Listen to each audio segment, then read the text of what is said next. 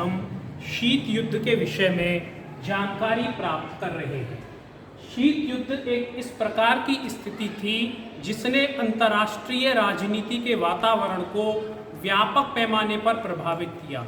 न केवल व्यापक पैमाने पर प्रभावित किया बल्कि अंतर्राष्ट्रीय राजनीति को इस प्रकार से बार बार उलझा करके रखा कि बार बार इस प्रकार की स्थिति सामने आने लगती कि अंतर्राष्ट्रीय परिदृश्य में ये लगता कि कहीं अंतर्राष्ट्रीय वातावरण में तीसरा विश्व युद्ध तो भड़क नहीं जाएगा।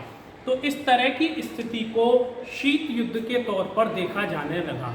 सामान्य तौर पर हम ये देखते हैं कि शीत युद्ध यानी कि कोल्ड वार यानी कि एक ऐसा युद्ध जिसमें बार बार इस तरह की स्थिति का अवलंबन होता था कि बार बार ये लगता था कि कहीं अंतर्राष्ट्रीय परिदृश्य पर युद्ध तो नहीं भड़क जाएगा, यानी कि कूटनीतिक जोड़तोड़, राजनीतिक अविश्वास, वैचारिक घृणा, वैमनस्यता, इस प्रकार की स्थितियां शीत युद्ध के वातावरण को और अधिक भड़काने वाली स्थिति के तौर पर निर्धारित हो रही थी। तो यानी कि यहाँ पर हम शीत युद्ध को समझने का प्रयास कर रहे हैं और यह शीत युद्ध एक इस प्रकार की स्थिति का सूचक है जिसने अंतर्राष्ट्रीय वातावरण को व्यापक पैमाने पर प्रभावित किया।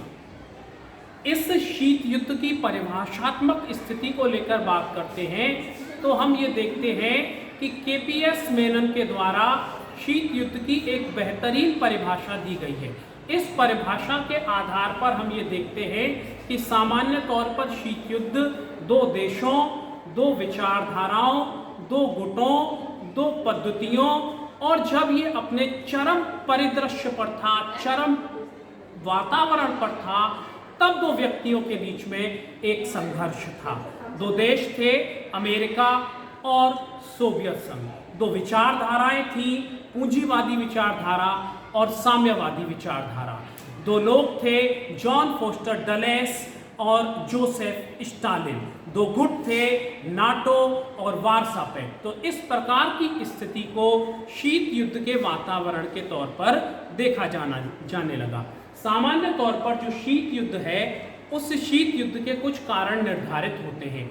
इन कारणों में सबसे पहला कारण है ऐतिहासिक कारण।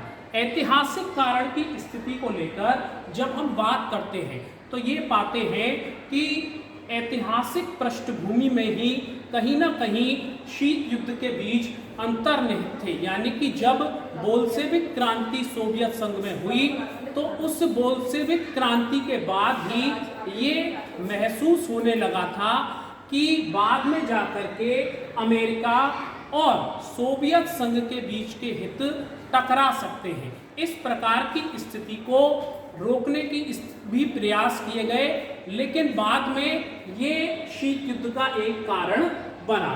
दूसरा कारण था द्वितीय मोर्चे का प्रश्न। द्वितीय मोर्चे का प्रश्न यानी कि जब द्वितीय विश्व युद्ध चल रहा था, उस द्वितीय विश्व युद्ध के दौरान बार बार सोवियत संघ इस अमेरिका से इस बात का अनुरोध कर रहा था कि जर्मनी के विरुद्ध द्वितीय मोर्चा खोल दिया जाए, लेकिन फ्रांस, ब्रिटेन द्वितीय मोर्चा खोलने से बार बार आनाकानी करते रहे। ये भी एक शीत युद्ध के लिए जिम्मेदार कारण के तौर पर देखा जाता है। युद्ध के उद्देश्यों में अंतर, यानी कि युद्ध के उद्देश्यों में अंतर ये था कि हम सभी ये जानते हैं कि जब द्वितीय विश्व युद्ध चल रहा था तो उस द्वितीय विश्व युद्ध के दौरान अमेरिका और सोवियत संघ ये दोनों ही देश एक व्यापक पैमाने पर अपनी भूमिका का निर्वहन कर रहे थे। इस भूमिका के आधार पर इन दोनों ही देशों ने ये समझाने का प्रयास किया था कि अंतर्राष्ट्रीय परिदृश्य पर वे अपना वर्चस्व स्थापित करेंगे। लेकिन जो युद्ध जीतने का समय करीब आ रहा था तो सोवियत संघ और अमेरिका दोनों अपना वर्चस्व स्थापित करने के प्रयास करते हुए दिखाई देने लगे थे। ऐसी स्थिति में इन दो देशों के जो उद्देश्य थे उन उद्देश्यों में कहीं ना कहीं अंतर की स्थिति देखने को मिल रही थी। चौथा कारण इसका था याल्टा समझौते की अवहेलना। सोवियत संघ के साथ मिलकर अमेरिका और दूसरे देशों ने एक समझौता किया था जिसे याल्टा समझौता कहा जाता है। इस याल्टा समझौते के द्वारा ये स्थिति देखने को मिली थी कि सोवियत संघ बार बार याल्टा समझौते की अवहेलना कर रहा था, यानी कि सोवियत संघ के द्वारा जो याल्टा समझौते की अवहेलना की गई थी, उस अवहेलना को भी शीत युद्ध के कारण के तौर पर जिम्मेदार माना जाता है। इसके साथ ही अणु बम का आविष्कार, यानी कि अणु बम का आविष्कार भी शीत युद्ध के लिए एक महत्वपूर्ण कारण के तौर पर जिम्मेदार माना जाता है। और जिम्मेदार इस आधार पर माना जाता है क्योंकि हम सभी जानते हैं कि जब अणु बम का आविष्कार हुआ था तो अणु बम का आविष्कार करने वाला अमेरिका दुनिया का एकमात्र देश था। अमेरिका जब अपने यहाँ पर परमाणु कार्यक्रम चला रहा था तो ये वो दौर था जब अंतर्राष्ट्रीय परिदृश्य में द्वितीय विश्व युद्ध चल रहा था।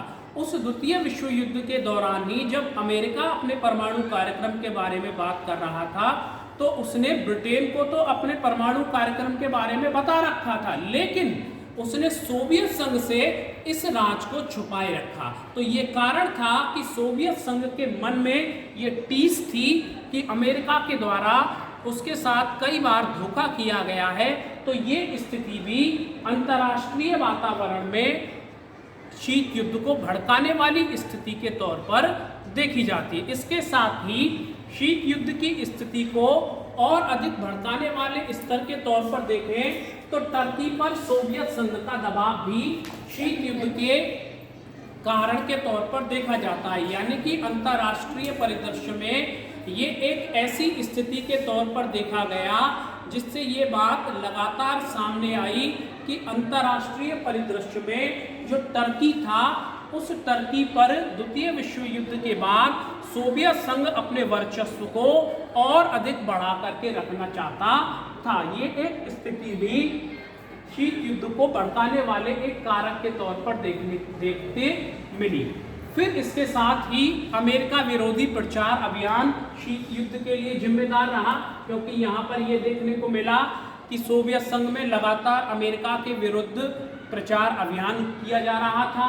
इसके अलावा बर्लिन की नाकेबंदी करना भी सोवियत संघ के द्वारा बर्लिन की नाकेबंदी करना शीत युद्ध के लिए एक जिम्मेदार कारण के तौर पर देखा जा सकता है। और शक्ति संघर्ष, चूंकि हम देखते हैं कि अंतर्राष्ट्रीय राजनीति है, वह अंतर्राष्ट्रीय राजनीति शक्ति के लिए एक संघर्ष है, और जब शक्ति के लिए संघर्ष है तो सीधी और स्वाभाविक स्थिति है कि इसमें विवाद पैदा होंगे ही। और इस कारण से अंतर्राष्ट्रीय परिदृश्य में हम ये देखते हैं कि शीत युद्ध एक महत्वपूर्ण चरम बिंदु के तौर पर देखा जाता है, जिसने व्यापक पैमाने पर अंतर्राष्ट्रीय वातावरण और विशेष तौर पर अमेरिका एवं सोवियत संघ को प्रभावित किया।